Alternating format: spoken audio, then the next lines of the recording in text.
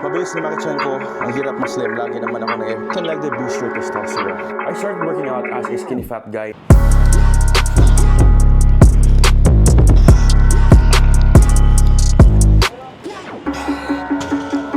What is up, guys? This is my dito first day ko sa Manila. Kasi dumating ako kahapon. Hindi lang ako nag-gym. I just woke up and it's 2 p.m. Tapos, mag-workout ako mamaya, 4 p.m. May chinat akong follower. So, mag-workout kami sa Manila Paddle Club. Oh, damn. Ano kasi, gumimik kami kagabi. So, nauwi na ako 6 a.m. Damn. Ano ba to? Alright. So, magluluto muna ako, guys. Cause, wala pa akong kain. And I wanna eat. Alright. So, yung lulutuin ko ngayon, this is kanin, rice. Tapos, ano ako, adobo ako. So, I don't know. Siguro 1 cup. Okay na to. Okay, so dinefrost natin kagabi. Chicken breast, tapos chicken thighs. Right. So yung follower ko, naghintay na doon sa akin. Ang aga niya dumating dito sa Manila. Kasi hindi siya from Manila City. Manila City. Metro Manila pala. Damn. So yeah. Grabe guys, ang mahal pala na ng mga club dito sa Manila. May yung pinuntahan namin kagabi, at pangalan doon, Clubhouse Manila. Entrance 1.5. Tapos bibigyan ka 2 drinks. Tapos yung drinks ang konti lang. Mahal.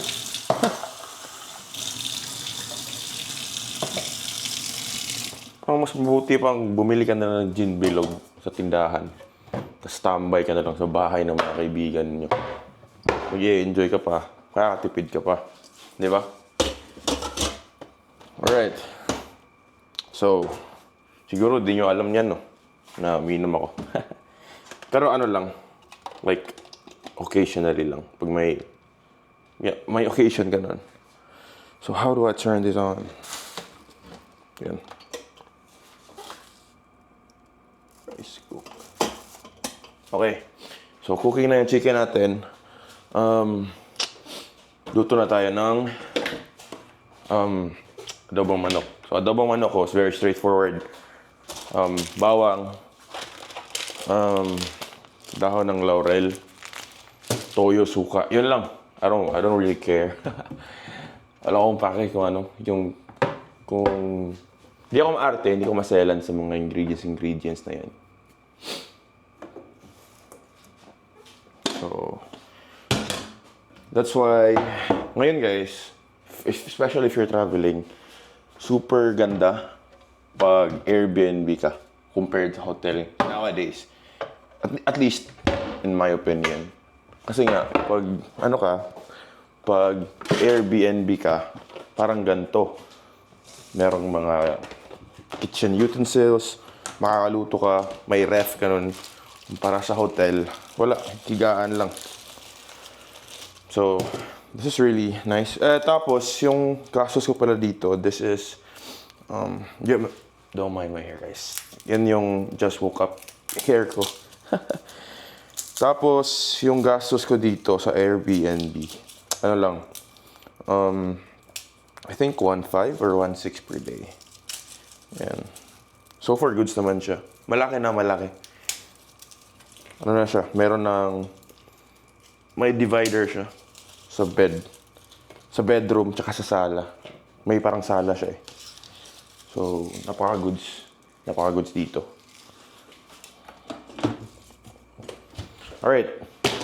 So, eto ako magluto ng adobo. Okay. So, first, to garlic. Let's crush this garlic.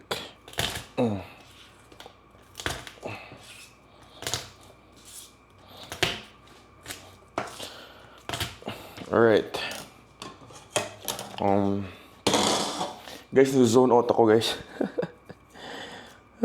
Ito yung pinakaayaw ko talaga. Pag uminom late night, tapos nauwi na arawan na kami. Tapos, may lakad pa ako. I really hate that feeling. Kaya 2 p.m. ako nag-alarm. Para at least, mahaba yung tulog ko. So if you're asking, if you're wondering, na coach, okay lang ba matulog ako 2 a.m., 3 a.m.? Yes, pwede naman kasi I also sleep at that time. Pero just really make sure na you still compensate for the time na natutulog ka. So, eto, for example, tutulog ka ng, let's say, 2 a.m. 3, 4, 5, 6, 7, 8, 9, 10. Huh? Okay, tama. So, let's say, for example, natulog ka ng 2 a.m. So, make sure nagigising ka ng 10 a.m. That way, 8 hours pa rin yung tulog mo. So, that's still totally fine.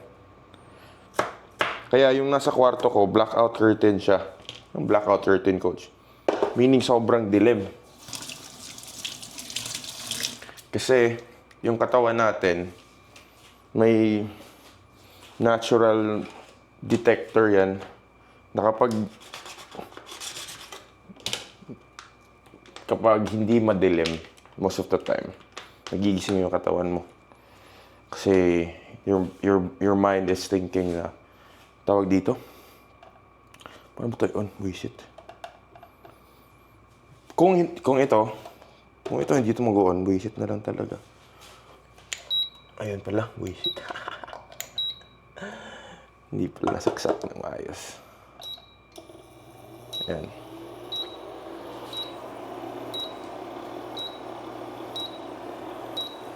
Okay, so maglalagay tayo ng mantika.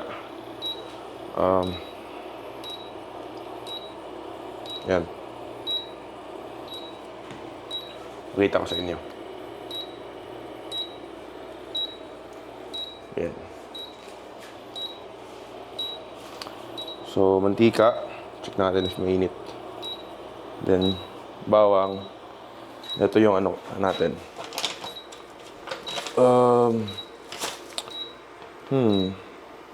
Siguro tayo yung lulutuin natin. Parang nagka-crave ako ng chicken thigh. Okay, so lagyan natin dito yung anghel. Okay, wait lang.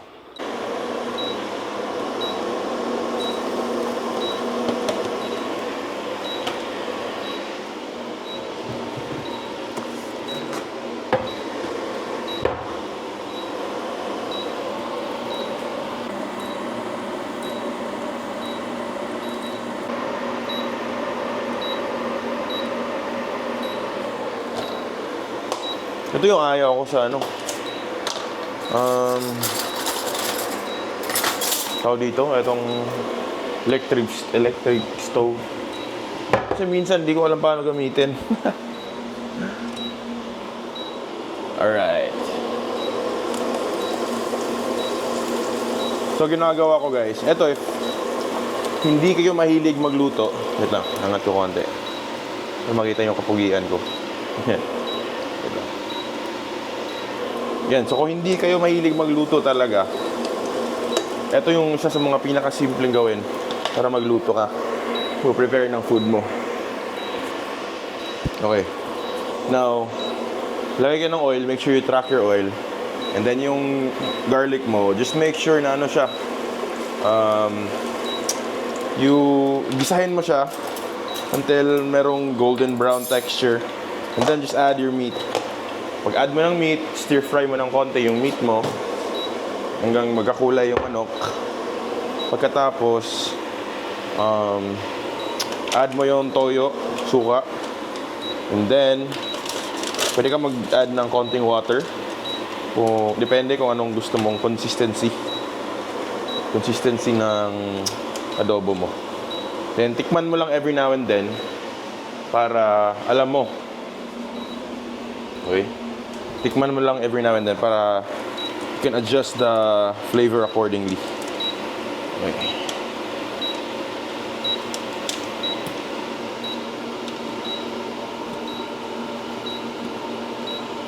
Okay, so first, isang galon dito. So you might ask, Coach, di mo ba hinugasan yung manok mo, Coach? Hindi. Kasi it's useless. Okay? For example, ito, since this is raw, this has a high probability na meron tong salmonella, meron tong bacteria, pathogens.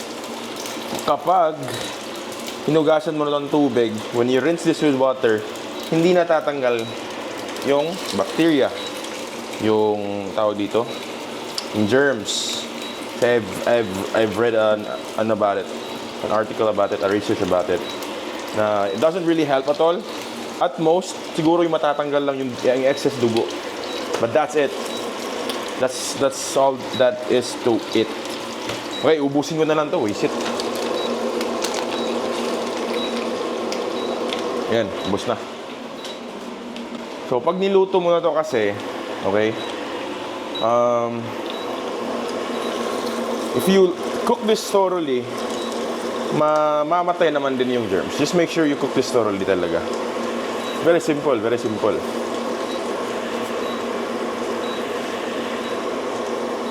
Right, so gagawin natin dito, for this to cook evenly, lalagyan natin ng hot water para mag-boil siya, para mas madaling maluto yung consistency niya. Para mas maluto yung manok hanggang sa buto niya.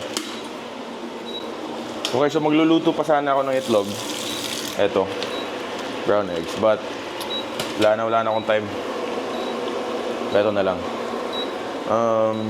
Hindi ko muna ilalagay yung toyo tsaka suka. Kasi so far, goods pa naman.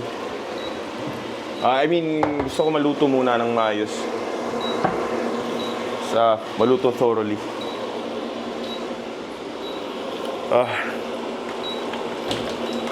Buti na lang wala akong hangover.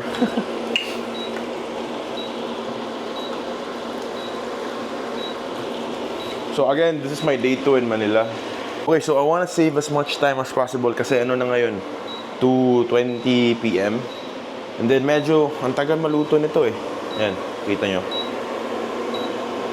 So nilagyan ko muna ng tubig para mas maluto siya sa loob talaga. So while I am waiting for this to cook, bibilisan ko lang maligo.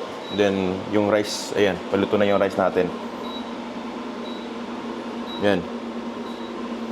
Paluto na yung rice. So while we're waiting for that to cook, I'm just gonna go ahead and take a bath real quick. Tapos goods na ata yan. So yeah, ligo muna ako. Okay, so luto na yung pagkain natin. Ayan. Meron na tayo ditong adobong manok, chicken thigh, and then rice. That's about it. That's how simple I eat. Sobrang andaling matrak. That's what. Ito din guys, if you really want to, gusto niyo mong tips from me, na gusto mo mas madali ma-achieve yung katawan na gusto mo. Like, this is not for everyone, but eat like a dog. Paano eat like a dog, coach? Huwag kang kumain ng dog food, okay? What I mean by that is, paano ba kumain yung aso? Iba yung aso kumakain pa ulit-ulit yung pagkain nila. So ako, as much as possible, I eat the same foods over and over and over again. Pero iniiba-iba ka lang yung pagkaluto. For example, ito, chicken breast or thigh. Ina-adobo ko, minsan pina-pan fry, minsan gini-grill, but same lang, chicken pa rin. Para mas madaling matrack yung macros. Sarap. Tapos, time check. It's 3:14 PM. Siguro after ko kumain dito, hahanap ako ng cafe. Magkakape ako. Kasi may follower ako sa TikTok na mag-workout kami dalawa. For sure alam niyo sino to. Alright. Kasi if nasa TikTok ka, and if you're into fitness, for sure kilala mo to sino. Okay? So yeah. After I eat, pupunta ako ng coffee shop just for pre-workout. Then mag-workout na. So yeah. Kain muna ako. So yun na guys, we are here in Manila Paddle Club and I am with, yan, unexpected collab Shabs and yung tropa niya, Yan. So ngayon mag-back session kami. So tara. Sana hindi uulan. So akala ko aambon kanina eh. But yeah, we'll be doing back today and let's see how it goes. Right. So first working set natin dito. After we do one working set, let's answer one question. Okay. So wait lang. Asan na ba yun? Right. So let's go. Tough. May tubig lumalabas sa foam. This is so weird, guys. Alright. Di na ako babalik dito. Pangit. Alright, let's do this.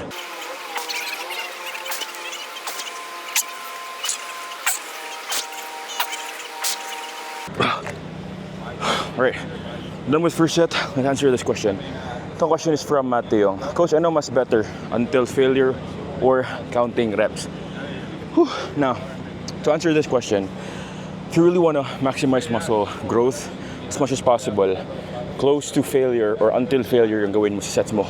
Just way yung intensity mo, maganda talaga. Pero yung counting reps naman, yung rep range, diba merong 6 to 8 reps, 8 to 10 reps, 10 to 15 reps. Yan yung parang guidelines mo. Kasi kung wala kang parang certain rep range na i-follow, for example, kung gagawin mo lang 1 rep, 2 reps lang na really to failure, hindi siya efficient. Or let's say for example, compound exercises, gawin mo. Let's say for example, ito, or bench press, gagawin mo 10 reps, 20 reps, 30, 50 reps. So hindi rin siya efficient. So ito for example, let's say bench press, let's say 8 to 10 reps. Yun yung guidelines mo na you will hit, you will use a certain weight sa 8 to 10 rep range. Pero up yung intensity sa weight para close to failure ka pa rin. So for example, kaya mo na, let's say minimum reps is 8 reps, maximum 10 reps. So for example, kaya mo na yung certain weight sa 10 reps, which is yung maximum rep range. Pwede mo nang taasan yung weight ng konti and then balik ka sa minimum reps, which is 8. So yun yung tinatawag natin na progressive overload or yung 2-step progressive overload model, which I teach sa clients ko. So yeah, pahinga tayo ng konti. And then let's proceed sa next set natin. Alright, so second set tayo dito. Ang hassle kasi may lumalabas na tubig dito sa pad niya. So nababasa yung shorts ko. Manila Paddle Club. I rate this, I don't know, a 2 out of 10. Alright, let's go.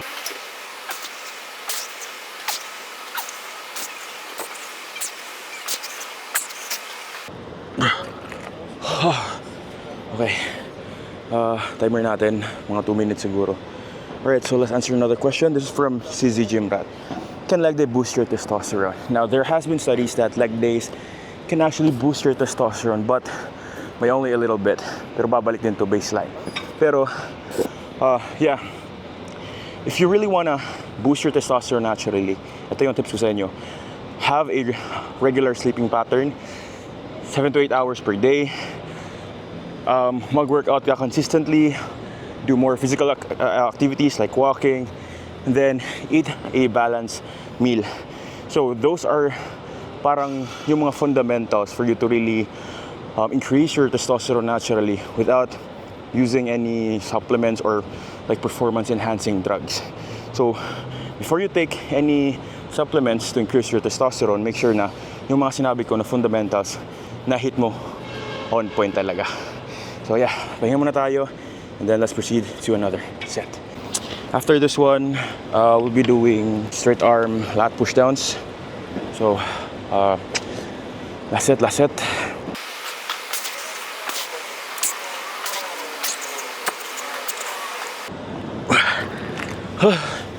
Medyo awkward ng konti yung machine na to. So let's incorporate one set to failure ng pull-ups mamaya, bodyweight pull-ups. So anyways, let's answer another question. This is from Walk, Stop, and Click.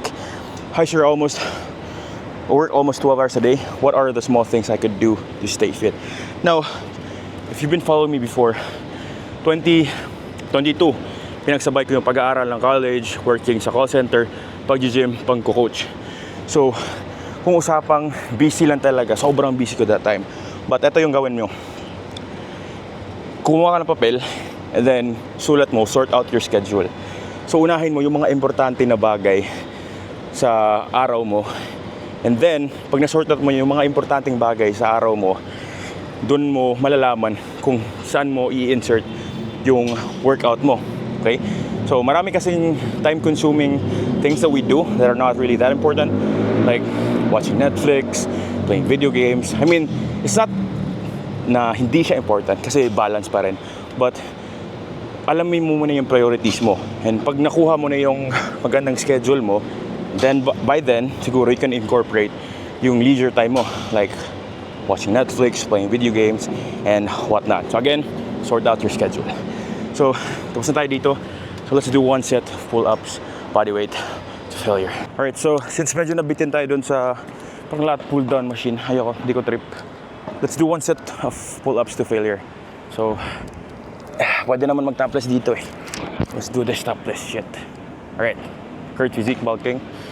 Okay, so after this set, let's do one question. Let's answer one question.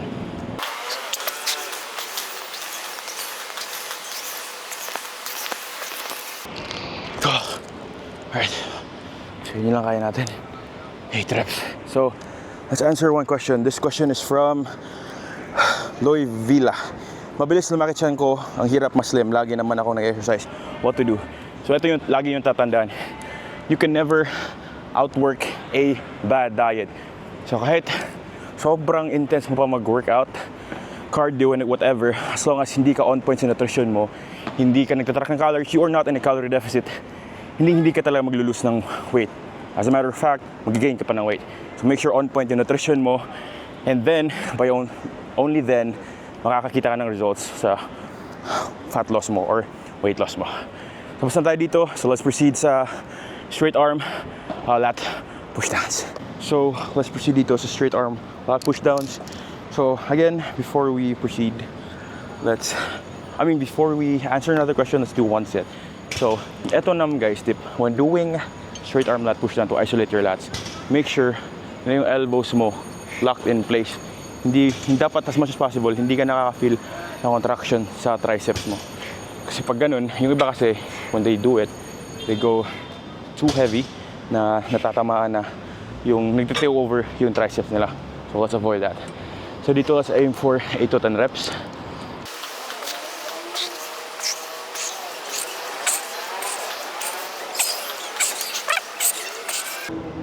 Good luck.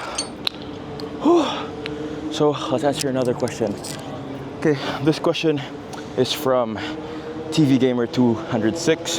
What foods for cutting, coach? Now, there is no exact foods for cutting, but there are certain foods that can really help you sa cutting mo. So, ano ba yun? Consume foods that are low in calorie and high in volume. Kasi tendencies are, pag nakakat ka, tataas yung hunger mo since naka-deficit ka, especially when you are cutting in extended periods of time. So ano ba yung mga low calorie, high volume foods like fruits, vegetables, so ganun. Ito for example, kung palagi kang nagugutom and you're in a cut, you can swap your rice with kamote or sweet potato or kasi yung kamote, yun yung pinaka number 1 sa satiety index, meaning yun yung pagkain na sobrang nakakabusog despite its calories sobrang liit. So ganun lang. Again, if you really wanna if you really want to have good foods for cutting, focus on low calorie, high volume foods. So again, walang bawal na pagkain when cutting or bulking. Right, pahinga muna tayo and then let's proceed to another set. Right, so second set.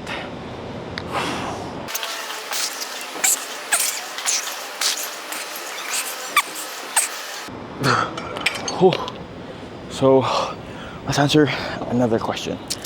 Okay, so buti na lang hindi umulan. Tapos hindi rin gaano kamaraming tao dito. Kasi for sure, siguro konti lang tao ngayon kasi pangit na ng paddle club. Kinakalawang lahat ng mga machines. So, Birdie on Drugs. Genuine question po.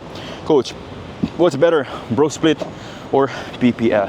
Now, if you've been a follower na matagal na, I said in a video that PPL can be parang advantageous compared to bro split, but guess what? I'm wrong. So there has been a study that yung workout frequency mo doesn't really matter as long as volume is equated. So bro split PPL, upper, lower, whole body, kung ano bang workout split or Arnold split gagawin mo, pang ganun. It doesn't really matter. Every single workout split works as long as volume is equated, as long as you are implementing progressive overload, as long as you are upping the intensity, as long as you have the proper recovery, proper macros to begin with. So, find one workout split na hiyang sa'yo, nag-e-enjoy ka, and then stick with it consistently. Alright, so as you can see guys, tingnan nyo, kinakalawang na yung mga machines dito, and maraming machines na out of service, and then kahit yung dumbbells, yung barbells, ano na, parang kinakalawang na talaga. So, siguro yung gusto ko lang dito is yung aesthetic vibes, yung lighting, and the overall atmosphere, kasi nga open space siya. But overall, equipment wise, I don't know, like 3 out of 10. Ganun. Alright, last set tayo. Then let's answer another question.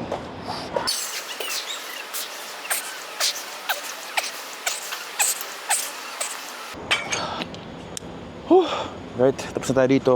And let's answer another question. Okay, this question is from Marky. Basic equipments for home gym. Now, if you want to work out sa bahay lang and you're looking for solid gym equipments na parang all-in-one na, ito yung masasuggest ko. Adjustable dumbbells, adjustable bench. Tapos, if nakita yung parang may pull-up bar sa Shopee or sa Lazada na nilalagay sa pintuan, pwede yun. Tapos, bili ka na lang ng resistance bands to assist you sa pull-ups kung di mo kaya. Tapos, pwede ring resistance bands na yung mga maraming colors, yung different weight, pwede yun. So, yung mga binanggit ko, yun yung mga magagandang basic equipments at home that you can start with to start your fitness journey. Okay, so basta tayo dito. Let's go with may machine dun for the mid to upper traps. Alright, so next exercise natin will be itong isolateral na back machine. So ito yung ibig ko sabihin guys, sobrang pangit dito sa tingnan no. Pag pinipiga ko to, may lumalabas na tubig. Sheesh! So, ayun na nga, yung shorts ko ngayon sobrang basang-basa. Alright, anyways, let's work with what we have. So, 8 to 10 rep range dito.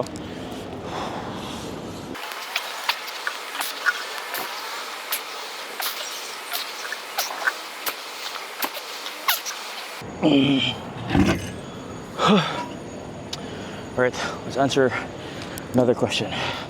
Okay, so this question is from Tofur24. For losing weight, mas priority ba ma-reach ang protein goals or ang calorie deficit? Now, ito tandaan nyo guys.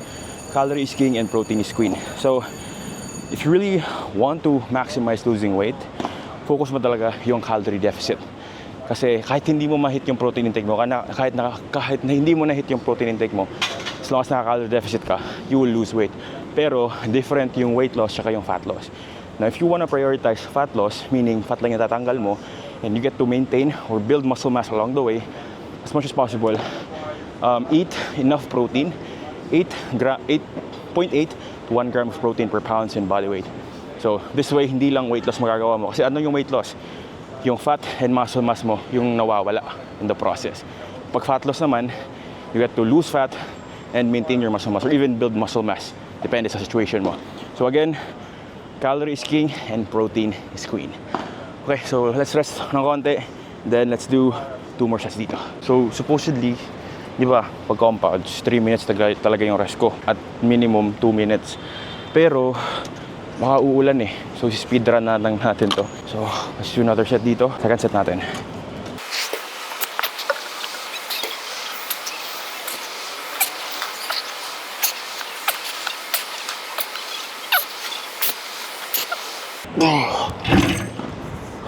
Damn.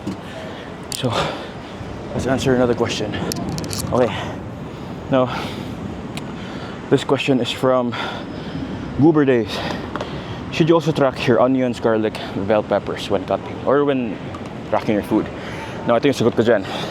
Me personally, pag kumakain ako, hindi ko na siya tinatrack. Like sa garlic o yung mga sahog, onion, bell pepper. Kasi sobrang baba lang naman yung calories na for me, medyo insignificant na siya. Unless, siguro, pag yung kinain mo, sobrang dami naman ng garlic, onion na nagiging significant na yung calories niya. So you track them. But if you're starting out, as much as possible, build mo muna yung habit mo of tracking every single thing that you consume.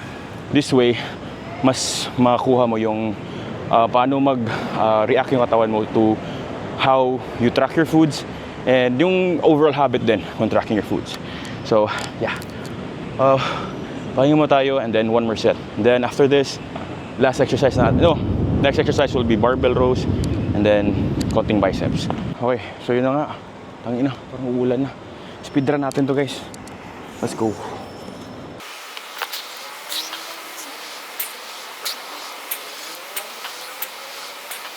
Ayan na, mulan na. Okay, fucking hell. Shit. GG, hindi natapos yung workout. Yan na nga. Wala tayong magagawa bro, umulan na eh. Tara. So, fuck. So ngayon guys, umuulan na. Hindi natin natapos yung workout. So ito yung cons when working out sa isang open gym. Hindi na tayo naka-posing. But it is what it is. Bawi na lang sa next life. So, yeah, that's all for now sa workout namin. Tapos, hahanap na muna kami ng makainan to finish the vlog. So, kita-kits later. Alright guys, so dito na ako sa condo ko or sa Airbnb ko. And yun na nga, sobrang bitin ng naging workout namin kanina kasi umulan sa paddle club. Kaya, yun yung cons din pag nag-workout ka sa isang outdoor gym. Pero it is what it is. So bukas, chestin na lang tayo. And yeah. Since may mga questions pa tayo natira sa fitness Q&A. Again guys, if you want me to answer your fitness question, go follow my Instagram. Kasi once in a while, nagpo-post ako ng story doon na you can type down your questions and pipili ako ng questions doon and I can feature it dito sa mga YouTube videos ko. So, kakain tayo. Uubusin natin yung niluto natin na adobo kanina. And then, let's answer the remaining questions while eating. Alright, so last meal natin. I don't know if last meal to. 4 na chicken thighs and then rice. So, ito yung malupit. Naiwan ko yung food scale ko. So, tadya-tansya na lang tayo. Anyways, next month, magme-mini cut ako kasi medyo tumaas yung body fat percentage ko. Napabayaan sa bulking. So, yung lean bulking ko, medyo naging dirty bulking, which I really don't like. So, yeah. Wait lang, bago natin kainin to, let's answer one question. This is from Pril. Coach, can resistance bands help me grow my muscles? Now, resistance bands, especially for beginners, if you're starting out, gusto mo home workout muna, yes, they can build muscle as long as you are doing it right, as you are executing the exercises right. Pero, it only builds muscle to a certain point. Now, when you get stronger along the process, mabibitin ka na kasi sa resistance band. So, I highly recommend talaga na mag-gym ka kasi kompleto dun and you can really push yourself sa gym. But overall, for beginners, it's totally a good option to build muscle. But if you progress along the way, if you really want to go to that next level, resistance bands naman, not that much. Not that efficient. So, yeah. Tikman natin. Itong adobo ko guys, sobrang simple lang. 1, 2, 3, 4. 5 ingredients. This is for sa mga tamad. Nilagay ko dito, ginisa ko yung bawang, tapos pag naging golden brown, nilagay ko yung chicken thigh, nilagay ko ng tubig, let boil for a few minutes, and then nilagyan ko ng toyo, tsaka suka. And then, nilagyan ko ng dahon ng laurel. Then let it reduce. Ito na, finished product. Sobrang sarap. Naisip ko pala, ang hirap kausapin kayo kumakain. But yeah, overall, this is very good. Alright, so tapos na ako kumain. Tinapos ko muna kumain ng dinner kasi ang hirap magsalita habang kumakain. And it's disrespectful. Don't talk when your mouth is full.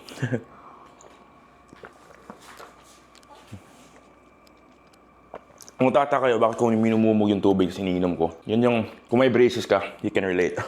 Wala kang braces, you can never relate. Alright, may lakad ako mamaya, 11 p.m. So let's continue answering these questions. So this question is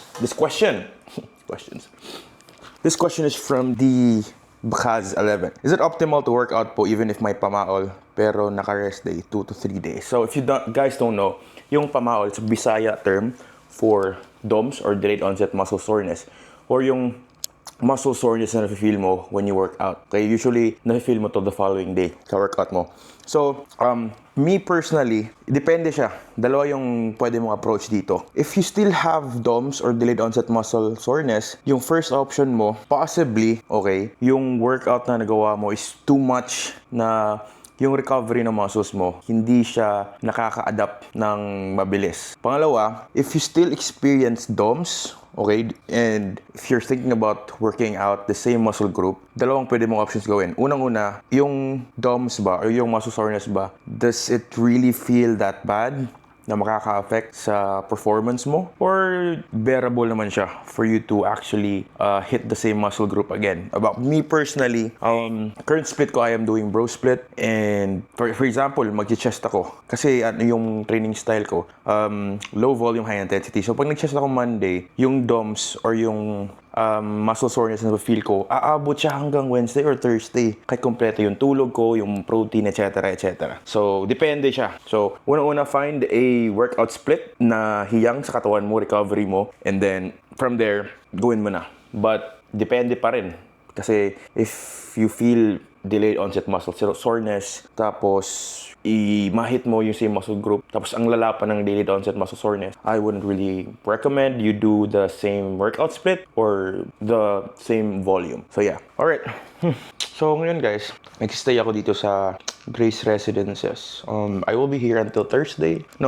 Thursday pala yung flight ko. So, I will be here until Wednesday. And then, bukas, may podcast. In-invite ako ng isang podcast. And then, merong, tawag dito, mag-workout gym dayo. Probably, I'm not sure. Kasi, marami nag-i-invite sa akin. So, probably I'll work out twice tomorrow. I'm not really sure, guys. Anyways, next question. Alright, now, this question is from Swagit Horus 24. What's your advice before cutting po? Okay, ito yung advice ko, real talk, when cutting. Make sure ready ka mentally, okay? And set your expectations right. Kasi yung iba, gusto nila, magkakat sila, gusto nila mabilis yung progress, okay? Depende kasi yan eh, kung ano yung current state ng body fat mo, whether it's way high or moderate lang, okay? So if medyo mataas talaga yung body fat mo, let's say 20% above, medyo tatagal talaga yan. Depende sa kung anong goal mo na physique. So roughly, siguro 4 to 5 months or even 6 months. Kasi mahirap din pag sobrang bilisan mo, kasi maapektuhan din yung muscles mo. You will also lose muscle in the process. So, also, one of the advice I can give you is that you need to be ready mentally. Kasi especially if you are cutting in extended periods of time, gugutumin ka talaga. And make sure na alam mo yung moments or time na pwede ka mag-refeed. So if you don't know what refeed is, basically ito yung tinatawag ng cheat day. Pero hindi naman talaga yung cheat day. Refeed tawag. Meaning, kumakain ka ng, tinataasan mo yung calories mo to maintenance just to help you cope up like mentally as well as yung katawan mo para ma-fill in yung glycogen storage mo. And then afterwards, usually yung refeed, siguro pwede 1 day, 2 days, ganun, depende sa approach mo. And then you can go back to cutting as well if extended periods of time talaga yung cutting mo. So, yeah, that's my advice for cutting. So, yun na nga, aalis ako ngayon. Tapos, check nyo nga yung fit check. Alright, let me know if goods tong outfit ko. So, yung outfit ko ngayon, I'm wearing this cargo pants by Nike. So, as you can see. And then, etong tawag dito, polo. This one, I got this from H&M. Yung naka-sale to eh. Instead na siguro 1.5 yung presyo niya, tumama na lang ng 690 pesos. So, binili ko na agad. Ayan. And as well as ito, if you can see this, itong necklace ko. Ayan. Yung parang dalawang layer. Ano to? H&M rin. Kalimutan ko yung presyo. Pero medyo mura lang din. So yeah, this is my outfit. Kasi parang strip ko na ngayon yung baggy, loose fit. Ayan. As you can see here. Medyo open tayo para makita natin yung bling-bling. Also, yung sapatos na dala ko. Ito yung pinaka-paborito kong sapatos sa lahat ng sapatos ko. New Balances 550s. I know this can be overrated. Itong New Balance 550s. But, super comfortable siya sa lahat ng ito, if you can see it closely.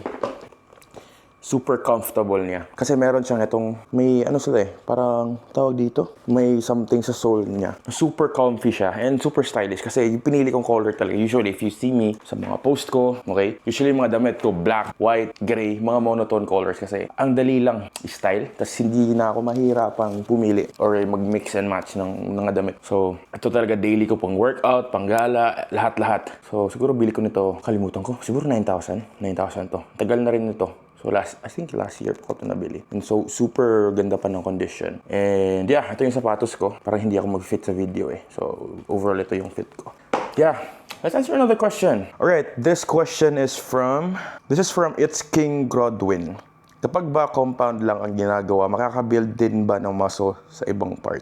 Now, yes na yes. Ano ba yung mga example ng compound exercises? Compound exercises, bench press, squats, deadlift, pull-ups, rows. If you just do those 5, you can have an aesthetic physique, okay? Bakit? Ang nakaganda kasi ng compound exercises. That's why, especially if you are a beginner, you really must focus on compound exercises rather than do all those isolation exercises. Bakit? Kasi compound exercises hit multiple muscle groups at the same time. So let's say for example, bench press yung ginawa mo. Di ba? Bench press, di ba? Bench press. Alam niyo yan. Search nyo lang kung hindi nyo alam anong bench press.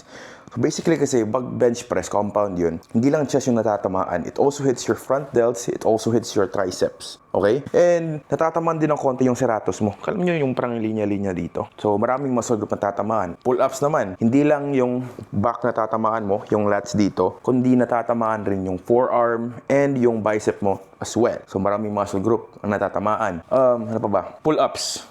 Pull-ups? Squat. Alright, squat. So sa squat naman, matatamaan yung quads mo, matatamaan yung glutes mo o yung puwet mo, and matatamaan ng konti yung hamstring mo. So, it can also help develop your core. Okay? So, napakaganda ng i-implement mo itong Big 5. Kaya tinatawag to silang Big 5. Okay? Pull-ups, bench press, deadlift, rows, and ano yung isa? Overhead press pala. Sorry, overhead press. So yun, compound exercises can build you an amazing physique. Just make sure you're doing it right, implementing progressive overload, and you are upping the intensity. So, ilang questions pa ba natira dito? Let me see. Okay, last question. So, yung last question natin, wait lang, hanapin ng ibang angle para naman hindi boring. Dito. Wait, gusto niyo ba ng room tour sa Airbnb ko? Don't mind it kasi medyo magulo eh. Alright. So, etong, yan. Ito yung na-rent ko na Airbnb. So, ito yung CR. Check nyo lang dito. Yan. Ito yung CR, guys. Shower. Alright, with that out of the way, na tayo dito. So don't mind the dishes, lilinisin ko yan. Ito may ref, rice cooker, bumili ako ng eggs, yan. Ito yung kitchen, sink. I just ate, so I'm gonna wash it later, don't judge me. Meron TV dito, parang sala, right? So it's really messy guys, don't mind it. So, parang sala, dito ako nag-record kanina, yan. Tapos, ito yung kwarto, parang may divider siya dito. So, ito yung cabinet. Nilalagay ko lang dito yung maleta ko. Hindi ko na kinuha kasi tinatamad ako eh. Tapos, may parang desk for work.